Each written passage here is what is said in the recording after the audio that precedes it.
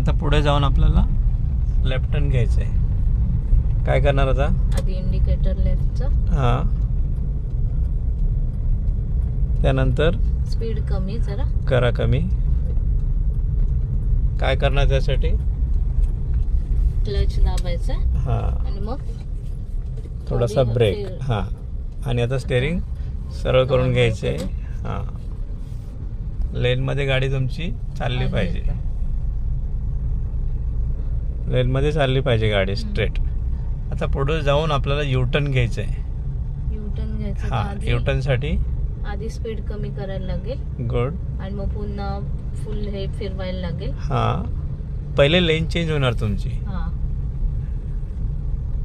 आणि सर्वात पहिले स्पीड कमी केला पाहिजे तुम्ही. स्पीड जर कमी नाही झाला तर तुम्हाला कंट्रोलच होणार नाही.